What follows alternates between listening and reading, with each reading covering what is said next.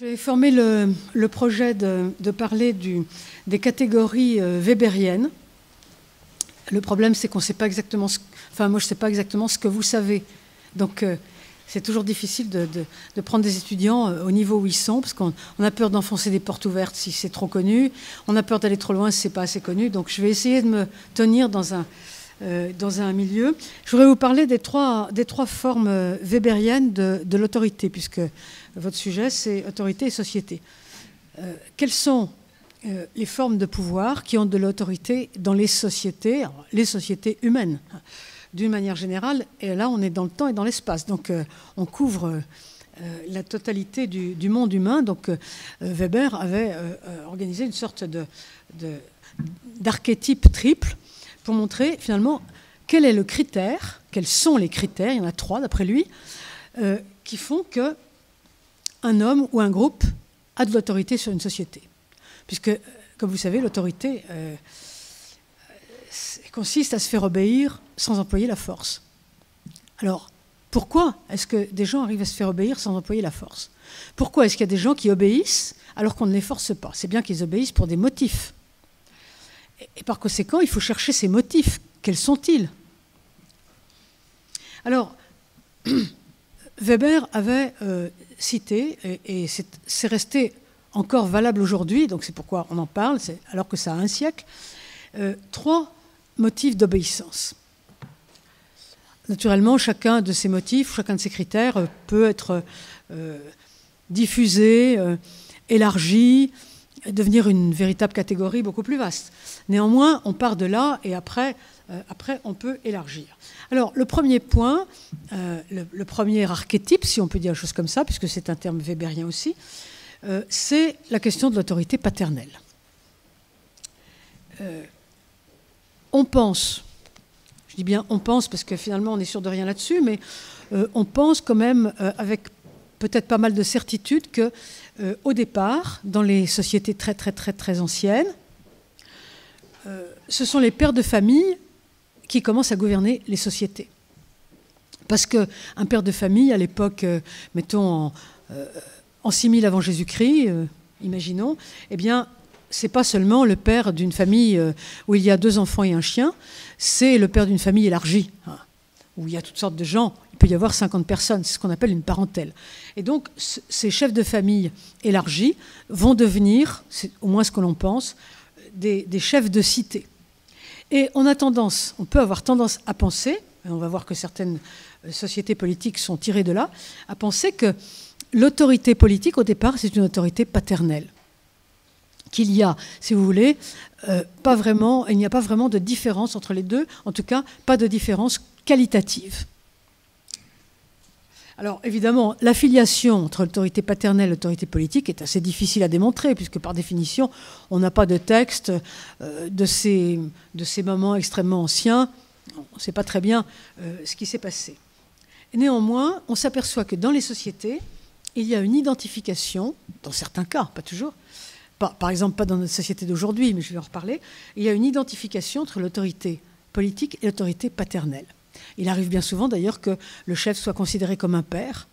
Alors, on n'a pas besoin d'aller très loin pour se souvenir que Staline était appelé le petit père des peuples. Alors, bon, c'est peut-être pas le meilleur exemple qui existe, hein, forcément, mais nous avons eu un certain nombre de rois qui étaient appelés le père, ou certains chefs sont appelés le père de la nation. Et donc, nous avons ici des sociétés qui au départ seraient patriarcales et qui ensuite vont devenir des sociétés dites paternelles, le paternalisme étant une autorité sociale sur le mode de la paternité familiale. Le type même du paternalisme, on le trouve sur le plan économique. Par exemple, je vous incite fortement, si ça vous intéresse, à lire les textes qu'il y a sur le Creusot, sur l'organisation de l'entreprise du Creusot. C'est absolument extraordinaire quand on voit ce que c'est que le paternalisme. Là, le mot paternalisme dans ma bouche n'est pas une injure. D'ailleurs, je n'utilise pas en fait les mots comme des injures, hein, mais c'est un mot objectif. le paternalisme, ça fonctionne au Creusot. Ça veut dire que s'il n'y a pas de paternalisme au Creusot à la fin du 19e, au début du 20e, eh bien, les gens n'auraient pas d'assurance santé, ne pourraient pas faire éduquer leurs enfants correctement, etc. Donc, ils sont littéralement aidés par le chef d'entreprise qui fonctionne comme un père de famille. C'est la société qui crée des écoles, qui s'occupe des veuves, etc. D'ailleurs, la manufacture du Creusot avait fini par s'identifier avec la ville elle-même. Alors, de la même façon, le paternalisme politique permet aux gens de mieux vivre. Parce qu'il est toujours difficile de vivre, surtout pour la plupart des personnes qui sont quand même plutôt faibles. La plupart des gens sont quand même plutôt faibles. Il existe peu de gens suffisamment forts pour s'en sortir tout seuls, sans avoir besoin d'aucune aide. Nous avons toute une tradition, orientale d'abord, occidentale ensuite, qui identifie précisément père de famille et chef politique. Nous trouvons cela d'abord chez Platon. Platon marque clairement sa définition de la politique dans un dialogue qui s'appelle Le Politique, où il dit que la structure d'une grosse maison à administrer et la masse constituée par une petite cité, donc une petite société politique, entre ces deux réalités, il n'y a pas de différence qualitative, il n'y a qu'une différence quantitative. Autrement dit, une grosse maison, ce n'est pas différent d'une toute petite cité. Ce que Platon appelle une grosse maison, c'est l'oikos de l'époque, c'est-à-dire une grosse propriété dans laquelle il y a bien sûr le père, la mère de famille, les enfants, mais aussi le cousin qui ne s'est jamais marié, ou la vieille cousine célibataire, ou la grand-mère seule, et puis des esclaves, et puis des domestiques qui sont là, et puis etc. etc. Donc c'est une grosse maison, c'est vraiment une grosse maison. Et une petite cité, bon, on peut imaginer ce que c'est, si tant est que ça puisse exister à ce degré de petitesse. Et Platon dit qu'il n'y a pas de différence entre les deux. D'ailleurs, l'organisation de cette grande maison, oikos nomos, la loi de la maison, oikos c'est la maison, nomos c'est la loi, devient le mot économie. Économie, c'est l'administration de la grosse maison. Je vais y revenir après.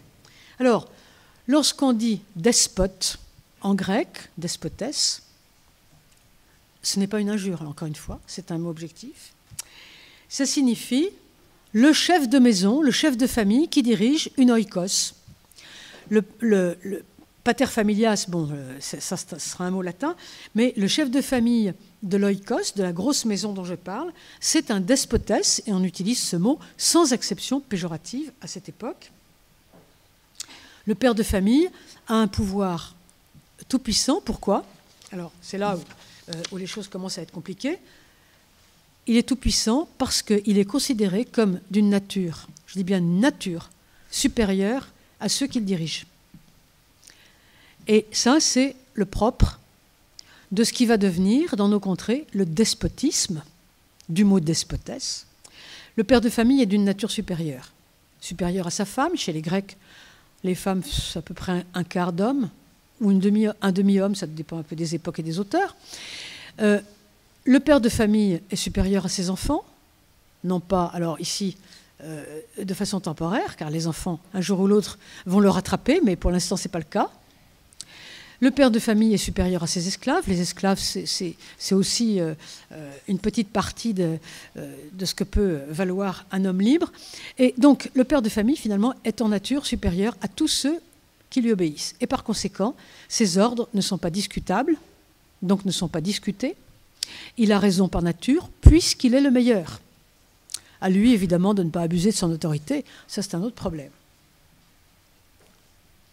Et c'est ainsi que Platon identifie le gouvernement politique et le gouvernement économique. Oikos nomos. Polis, la cité, oikos nomos, la grosse maison. Puisque une grosse maison, une petite cité, c'est pareil, le pouvoir politique et le pouvoir économique, finalement, sont sur la même longueur d'onde, si je puis dire. Et Platon va expliquer, va donner quelques exemples significatifs pour ça, qui vont, vous allez voir, qui nous paraissent à nous absolument aberrants. J'en prends deux. nous sommes sur un navire. Bon, quand on est grec, on est toujours sur un navire, hein, forcément. Et Platon dit, imaginons que le navire entre dans une phase de tempête. Eh bien, est-ce que vous pouvez croire que le capitaine va descendre sur le pont, ou monter sur le pont, réunir les matelots jusqu'au dernier, et leur dire « Votons pour savoir comment nous allons nous sortir de ce mauvais pas ». Bien sûr que non, il ne va pas le faire. Bien sûr que non, il ne va pas le faire. Parce que les matelots, comme on sait, d'abord, ils ne connaissent pas forcément les manœuvres, et puis on ne peut pas faire confiance à un vote populaire pour se sortir d'un mauvais pas. Et Platon dit, alors pourquoi faisons-nous cela dans l'État? Pourquoi est-ce que lorsque l'État est en guerre, on fait voter les citoyens? Ça ne marche pas, dit-il.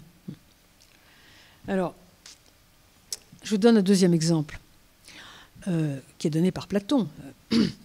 Vous êtes malade, vous appelez un médecin, et le médecin vous donne des médicaments qui sont très mauvais, désagréables à manger ou à boire, etc. Alors, est-ce que vous allez dire au médecin « Non, non, pas cette ordonnance-là, elle ne me plaît pas, je préférerais avoir tel ou tel autre médicament qui sont meilleurs ». Bien sûr que non, vous n'allez pas faire ça, parce que le médecin sait la maladie que vous avez, il sait quels sont les remèdes qui vont vous guérir, vous obéissez au médecin sans poser de questions. Et Platon dit « Alors, pourquoi, lorsqu'il s'agit de guérir une société, pourquoi demande-t-on aux malades ce qu'il faut qu'ils prennent comme médicament ?» Alors, quand on voit ces deux exemples, du capitaine de bateau et du médecin, on a un sentiment de malaise. On se dit, ça ne marche pas, ça. Bien sûr, pour le bateau, c'est bien, mais pour la société, ça ne doit pas marcher. Et parfois, on se demande pourquoi ça ne marche pas pour la société, même si on a l'intuition que ça ne peut pas marcher. Ça ne marche pas parce que la démocratie est fondée tout à fait sur d'autres choses que sur la compétence. La démocratie ne dit pas « tout le monde vote parce que tout le monde est également compétent » ou bien « tout le monde vote parce que tout le monde est également diplômé ». Nous savons bien que tout le monde n'est pas également compétent, que tout le monde n'est pas également diplômé. Ce que nous pensons, si nous sommes des démocrates, c'est que la décision politique n'est pas un problème d'intelligence des sphères, autrement dit de très haute intelligence abstraite, ou de diplôme, mais que la décision politique est un problème d'un certain nombre de qualités que je peux définir ainsi. Le bon sens, qui, comme vous savez, est partagé. Je pense que vraiment le bon sens est partagé. La conscience morale, c'est-à-dire la vision du bien et du mal, qui est quelque chose quand même d'assez partagé dans l'ensemble. La prudence, avoir la capacité à ne pas avancer trop loin. Puis la prudence, c'est une qualité qui a beaucoup plus d'importance qui est beaucoup plus importante que cette prudence qui consiste à pas aller se promener dans le métro avec une mini-jupe la nuit. Non, la prudence, c'est plus que ça. C'est la prudence aristotélicienne, c'est-à-dire la capacité à être clairvoyant dans le monde des difficultés particulières. Toutes ces qualités, elles sont partagées pratiquement par tous les hommes. Je peux vous en donner... On peut vous donner deux exemples, ne serait-ce que pour vous persuader d'être démocrate si vous ne l'êtes pas. Moi, personnellement, je suis démocrate, donc je ne suis pas d'accord avec Platon là-dessus. Mais bon, après, on peut être platonicien quand même sans avoir la honte. Hein. Vous avez le droit d'être platonicien. Mais les arguments des démocrates peuvent tenir sur quelques exemples. Si c'est la guerre en France, est-ce que vous pensez que c'est les gens les plus diplômés qui vont prendre la bonne décision pour savoir s'il faut faire la guerre ou collaborer ? Pensez vraiment que c'est les gens qui seront les plus diplômés ou ceux qui auront l'intelligence des sphères? Est-ce que vous ne pensez pas qu'il y aura des gens très très incultes qui prendront les bonnes décisions? Rendez-vous compte qu'en France, à la fin des années 70, c'est-à-dire 10 ans avant la chute du mur de Berlin, 95% des intellectuels étaient marxisants. Marxisants. Et ceux-là se trompaient, et nous le savons qu'ils se trompaient, parce qu'aujourd'hui, maintenant, on le sait. Vous savez, l'histoire du monde et le jugement du monde, hein, nous savons que ces gens-là se trompaient. Eh bien, en même temps, il y avait 95% des intellectuels qui étaient marxisants, et il y avait, dans les années 60, 2 candidats de droite au second tour des élections, ce qui prouve bien que le peuple de France n'était pas marxisant. Qui donc se trompait? Est-ce que ce sont les intellectuels ou le peuple? Ce n'était pas le peuple, c'était les intellectuels. Et de la même façon, si vous prenez la question éducative, qui ressemble beaucoup à la question politique d'une certaine manière, vous vous rendez compte que pour l'éducation, il ne s'agit pas d'avoir l'intelligence des sphères, ni d'être très diplômé. Et vous vous rendez bien compte que des générations immenses et très étendues de paysans ont éduqué leurs enfants à la perfection alors qu'il n'y avait pas un livre chez eux. Et vous vous rendez compte que beaucoup de nos intellectuels fabriquent des drogués à la pelle. Ah, c'est vrai quand même. Je ne veux pas évidemment prendre le contre-pied des idées reçues à ce point, mais il faut quand même regarder ça aussi, se dire qu'il y a beaucoup de décisions simples mais très importantes, hein, qui sont prises par le bon sens et non pas par l'intelligence des sphères. Alors ici, nous avons donc le critère du père de famille qui est mis en avant, et cela a donné lieu évidemment à tout le développement de la monarchie, non pas seulement en France, mais dans tous les pays de l'Europe. Là, je suis en train de vous parler de l'Europe, on pourrait aussi bien extérioriser tout cela. La plupart de nos rois ont été considérés comme des pères.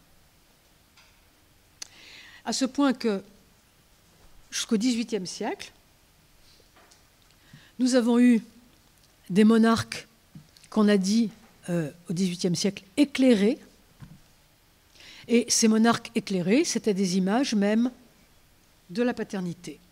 Lorsque Richelieu s'oppose à la réunion des États généraux, eh bien, c'est au nom de la non-compétence du peuple et du caractère éclairé du roi. Ceci est typiquement un critère paternel. Dans cette pensée à l'origine platonicienne, eh bien, nous avons un pessimisme profond sur les capacités de la population à gérer son propre destin. C'est-à-dire qu'il y a cette pensée que nous sommes tous comme les matelots du navire en détresse. Nous sommes juste capables de laver le pont, mais pas de prendre des décisions. Or, il y a là, je pense, profondément une mécompréhension des choses. Mais bon, alors, c'est ainsi que nous voyons des princes éclairés se développer, prendre le pouvoir sur tout le territoire européen. Et nous avons, au XXe siècle, deux types de gouvernements pour lesquels l'autorité politique demeure liée à un type de paternité, au savoir du gouvernant, puisque l'autorité paternelle va devenir une autorité technocratique. J'en reparlerai tout à l'heure si j'ai le temps. Donc ces deux types de gouvernements qui sont issus du gouvernement paternel sont le gouvernement totalitaire, à savoir les deux totalitarismes qui font florès au XXe siècle, et puis le gouvernement technocratique des pays industriels avancés dont nous sommes.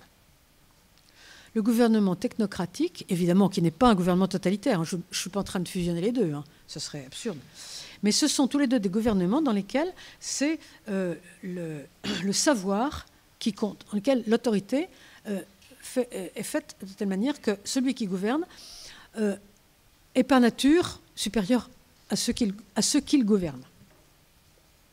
Qu'est-ce que c'est un gouvernant technocratique? Je vous cite un exemple très simple. L'un de nos gouvernants, dont j'ai la charité de ne pas dire le nom, il y a quelques années, fait un discours et dit ceci à la fin. Écoutez, ce que je vous demande, c'est pas d'être d'accord ou pas d'accord avec ce que je vous ai dit. Ce que je vous demande, c'est d'avoir bien compris. Autrement dit, vous êtes un peu crétin, limite. Donc, vous ne pouvez pas être d'accord ou pas avec moi. De toute façon, vous êtes d'accord, parce que moi, je suis le meilleur. Mais simplement, est-ce que vous avez bien compris, les enfants? Vous voyez? Donc ça, c'est typiquement gouvernement paternel. Et nous sommes, avec la technocratie, dans le gouvernement paternel.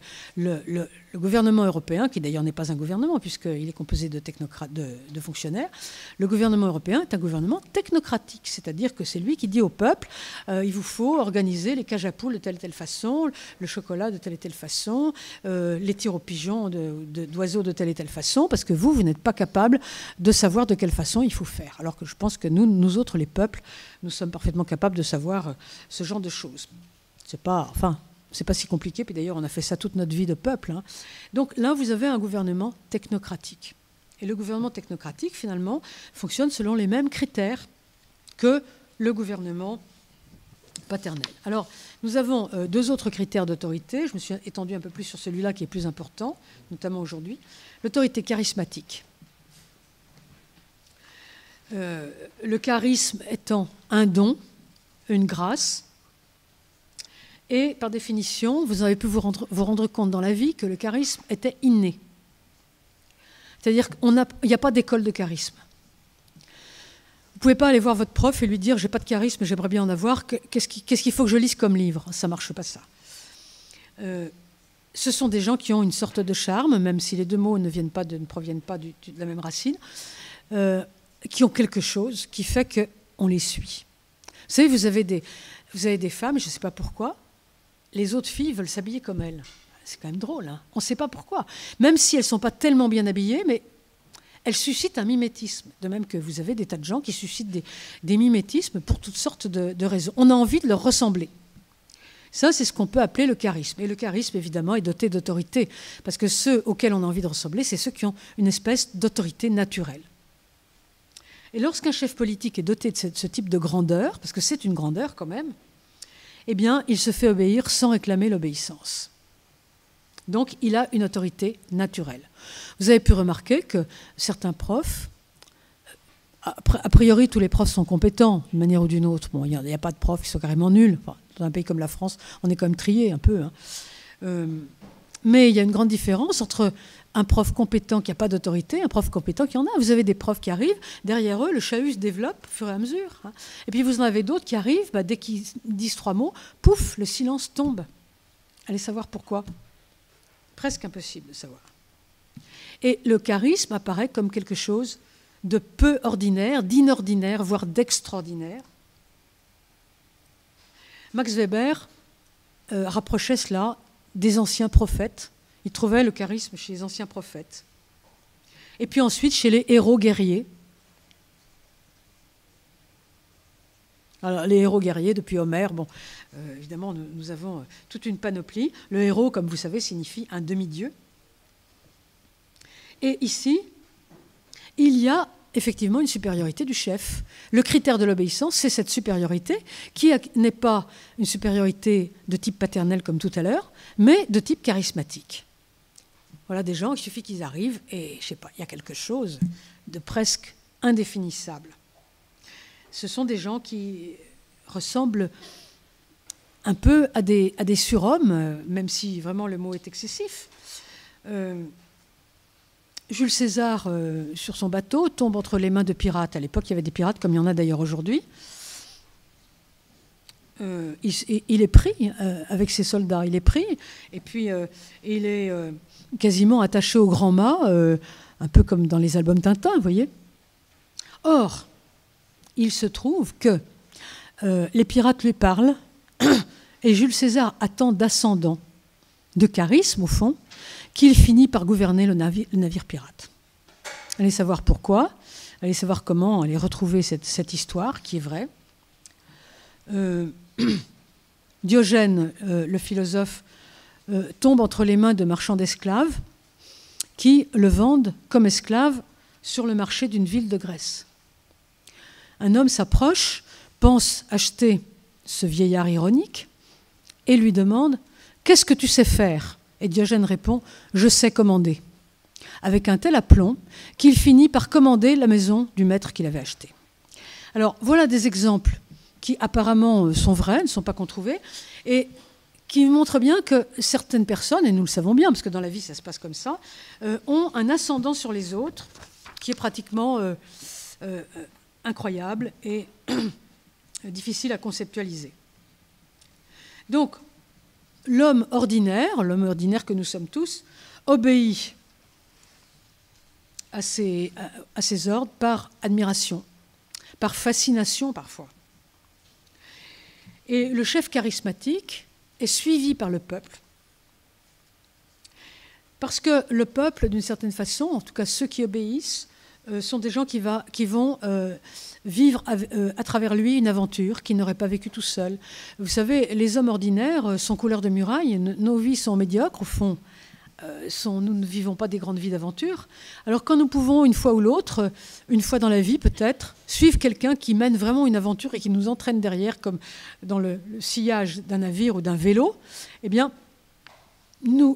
nous avons tendance parfois à suivre parce qu'il y a un parfum d'extraordinaire qui ne se dégage pas de nos vies à nous et qui là, nous aspire.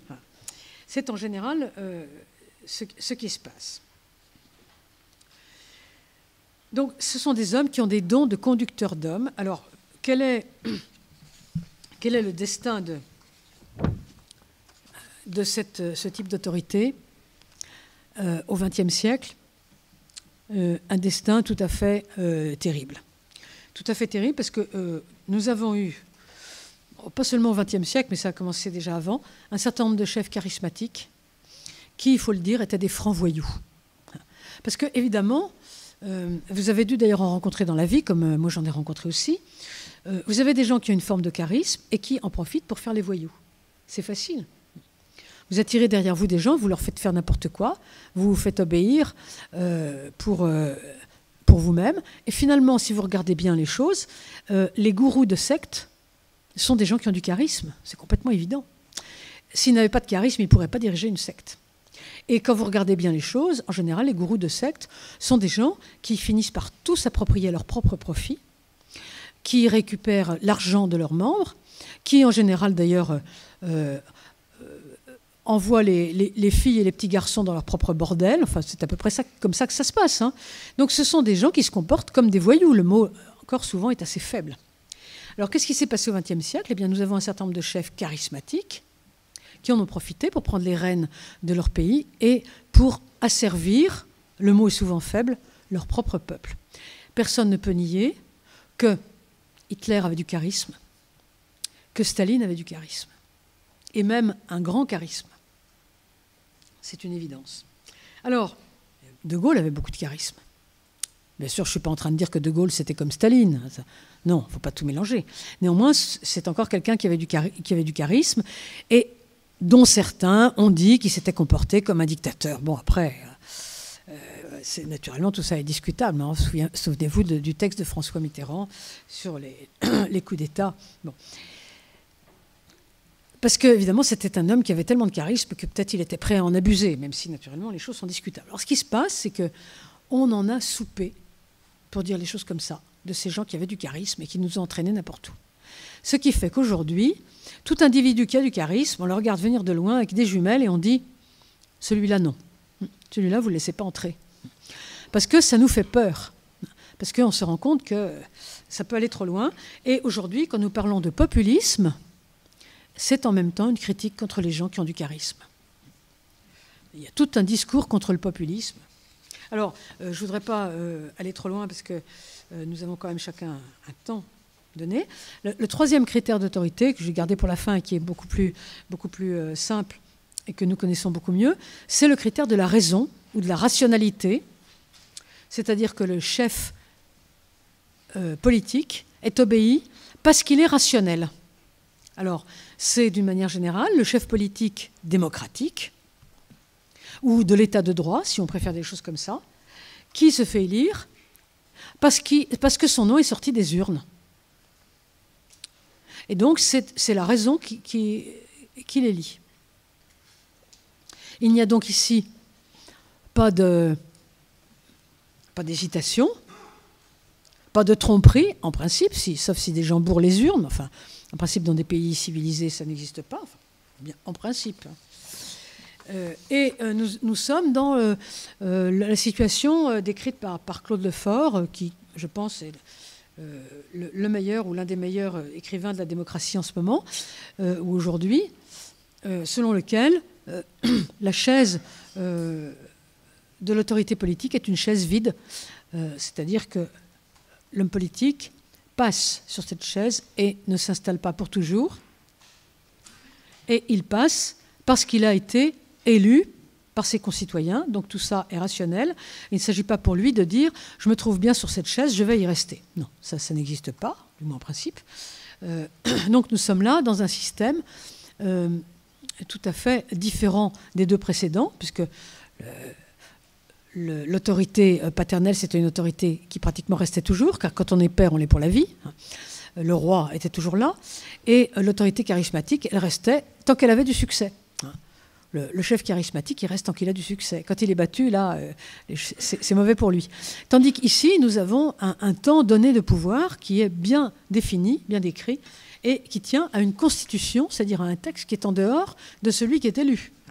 Donc nous avons une autorité complètement rationnelle. Alors quel a été le destin de l'autorité rationnelle de nos jours? eh bien, l'autorité rationnelle est en train de devenir, à petits pas, mais tout de même, je pense assez sûrement, une autorité technocratique. C'est-à-dire qu'elle est en train de se renverser. Et de plus en plus, mais bon, je n'ai pas le temps d'insister là-dessus, de plus en plus, nous voyons apparaître un certain nombre de critiques de la démocratie, comme on n'en avait pas vu depuis l'entre-deux-guerres. Ces critiques de la démocratie sont très récentes, elles ont 5 ou 6 ans seulement. Et dans ces critiques de la démocratie, on commence à nous dire « le peuple n'est pas capable de prendre les bonnes décisions, il vaut mieux des experts ». Et ça, c'est une transformation de l'autorité rationnelle en autorité technocratique. C'est-à-dire que c'est la démocratie qui donne lieu à une technocratie. Ça, je pense que c'est probablement le destin de l'autorité rationnelle qui va se transformer. Et là, je suis assez ce qu'écrit Guy Hermet à ce sujet. Il y a un certain nombre de gens qui écrivent sur le destin de la démocratie. Guy Hermet, H-E-R-M-E-T. Les démocraties actuelles sont en train de se transformer en 2 choses distinctes et différentes qui vont lutter l'une contre l'autre. La gouvernance d'un côté, le populisme de l'autre. La gouvernance qui est typiquement quelque chose de technocratique, puisque la gouvernance, c'est de la gestion, hein. Et puis le populisme qui est charismatique. Donc ça, c'est peut-être le destin, disons en pointillé, parce que personne ne peut dire l'avenir, de l'autorité charismatique. Bon, je vais m'arrêter là, parce que mon temps est fini. Merci beaucoup de m'avoir écouté.